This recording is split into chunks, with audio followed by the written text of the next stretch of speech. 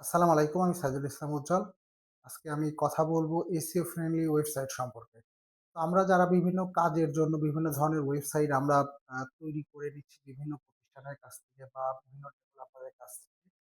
তো আমাদের অবশ্যই এটা ইনশিওর করতে হবে যে আমরা যে ওয়েবসাইটটা মেক করে নিচ্ছি, বা আমরা যে ওয়েবসাইটটা তৈরি করে নিচ্ছি, আসলে আমাদের ওয়েবসাইটটা কি আসলে এসইও ফ্রেন্ডলি কিনা। কারণ আমি যে ওয়েবসাইটটা তৈরি করে নিচ্ছি আমি আমার কাজের জন্য, আমার ওয়েবসাইটটা যদি এসইও ফ্রেন্ডলি না হয়, তাইলে কিন্তু আমি যে কাজের জন্য তৈরি করে নিচ্ছি সেটাতে কিন্তু আসলে আমি সফল হব না। অর্থাৎ আমি আমার কোম্পানির প্রমোশনের জন্য বা আমি আমার একটা অনলাইন শপের মাধ্যমে প্রোডাক্ট সেল করতে চাচ্ছি। বাট আমার ওয়েবসাইটটা হচ্ছে এসইও ফ্রেন্ডলি না। তাইলে কি হবে? আমার যে কাঙ্ক্ষিত যে লক্ষ্যটা আছে আমি কিন্তু সেই লক্ষ্যে পৌঁছাতে পারব না। তো এইজন্য আমাদের অবশ্যই মাথায় রাখতে হবে যে আমরা যারা বিভিন্ন ডেভেলপারের কাছ থেকে বা বিভিন্ন প্রতিষ্ঠানের কাছে ওয়েবসাইটটা আ তৈরি করে নিচ্ছি। আমাদের ওয়েবসাইটটা আসলে কতটুকু এসইও ফ্রেন্ডলি হইছে এবং সেটা আমাদের একটু বুঝে নিতে হবে। হ্যাঁ, জাস্ট এটার জন্য আপনার যে অনেক বেশি কোড জানতে হবে, বিষয়টা আসলে এরকম না।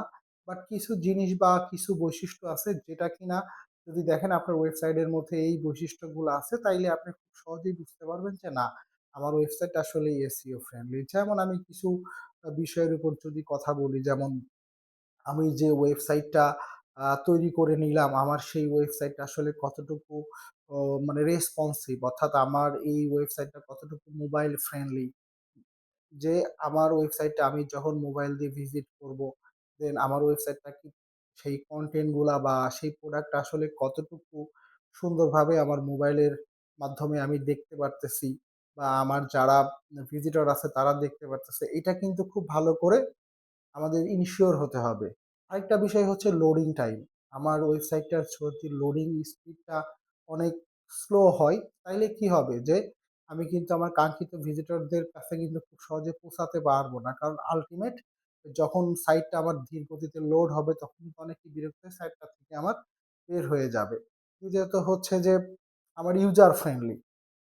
তো আমার ওয়েবসাইটটা অবশ্যই ইউজার ফ্রেন্ডলি হবে। কারণ আ আমার ওয়েবসাইটটা যদি ইউজার ফ্রেন্ডলি না হয় তাইলে কিন্তু আমার এই ওয়েবসাইটটা থেকে কিন্তু খুব উম বেশিক্ষণ আমাদের ভিজিটরটা কিন্তু আমাদের সাইডে থাকবে না। তো এগুলো প্রত্যেকটা জিনিসেই কিন্তু হচ্ছে আমার একটা ওয়েবসাইট এসইও র জন্য খুব গু গুরুত্বপূর্ণ বিষয়। আরেকটা বিষয় হচ্ছে যে আমি যে ইমেজগুলা ইউজ করব সেই ইমেজগুলা আমাকে অবশ্যই অপটিমাইজ করে আপলোড করতে হবে, এবং ডেভেলপমেন্টের সময় যে ইমেজ বা যে কনটেন্ট গুলা ইউজ করা হইছে, সেই কনটেন্ট গুলা হচ্ছে কতটুকু আপনার ফাস্টলি লোড হচ্ছে, বা ইমেজগুলা আমার বা ইমেজ বা কনটেন্ট আমারে অপটিমাইজ করে আপলোড করতে হবে। কারণ হচ্ছে যে তাইলে আমার ওয়েবসাইটের স্পিডটা কিন্তু অটোমেটিকলি বাড়বে। দ্বিতীয়ত হচ্ছে মেটা ট্যাগের প্রপার যে ইউজটা, সেটা অ্যাকচুয়ালি আমার সাইডে করা হইছে কিনা। ওকে? বা আমার ওয়েবসাইটের যে লিঙ্কটা এটা কতটুকু সহজভাবে নিয়ে আসলাম। ওকে? অর্থাৎ আমরা এখানে খুব বেশি চেষ্টা করব যে যতটুকু পারা যায় ছোট ইউআরএল মেক করা। আরেকটা বিষয় এখানে খুব বেশি আমাদের যে যেটা নিয়ে অ্যাকচুয়ালি আমাদের কাজ করতে হবে, যে সেটা হচ্ছে আমাদের ইন্টারনাল, অর্থাৎ আমাদের যে ওয়েবসাইটটা আছে এটার মধ্যে ইন্টারনাল কোনো যে লিঙ্ক গুলা, অর্থাৎ আমাদের হচ্ছে অনসাইট এসইওর যে কাজটা, অর্থাৎ আমার ইন্টারনাল লিঙ্ক গুলারে খুবই স্ট্রংলি করতে হবে। অর্থাৎ যাতে এই সাইডের মধ্যে থেকে আমরা বিভিন্ন জায়গাতে খুব সহজে ভিজিটররা আ এক পেজ থেকে অন্য পেজে বা একটা জায়গা থেকে আরেকটা জায়গাতে সহজে মুভ করতে পারে। এই জায়গাটাও কিন্তু খুব বেশি আমাদের হচ্ছে এসইও জন্য খুব বেশি ইম্পোর্টেন্ট। আরেকটা বিষয় হচ্ছে ওয়েবসাইটে অবশ্যই আমাদের সাইড ম্যাপ আমাদের হচ্ছে মেক করতে হবে। কারণ এটাও কিন্তু হচ্ছে এসইও র জন্য হচ্ছে খুব ইম্পোর্টেন্ট।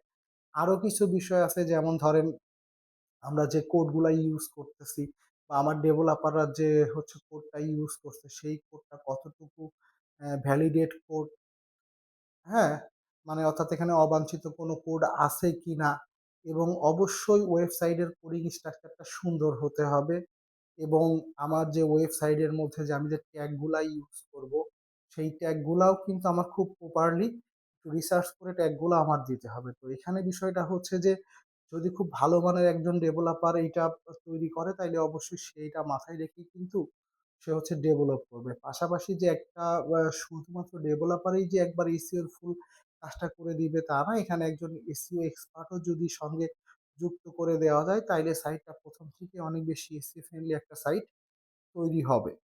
ওকে? সো মানে এরকম আরো অনেকগুলা বিষয় আছে যে বিষয়গুলা আমাদের একটু মাথায় রাখলে বা হচ্ছে আমাদের বিভিন্ন সোশ্যাল মিডিয়া লিঙ্ক গুলা আমার সাইটের সাথে এড করা ইত্যাদি বিষয়গুলা অনেক বিষয় থাকে যেগুলা কিনা আমরা যদি একটু আ গু বিভিন্ন সার্চ ইঞ্জিনের স্ট্রাকচার যদি আমরা ফলো করি, ওদের রুলস অ্যান্ড রেগুলেশন টা যদি ফলো করে ডেভেলপারদেরকে আমাদের সাইটটা ডেভেলপ করতে বলি, তাইলে কিন্তু আমাদের সাইটটা খুব সহজেই এসইও ফ্রেন্ডলি একটা সাইট তৈরি হবে। ওকে ধন্যবাদ। আল্লাহ হাফেজ। নেক্সট ভিডিওতে অন্য কোনো বিষয় নিয়ে আপনাদের সাথে কথা হবে।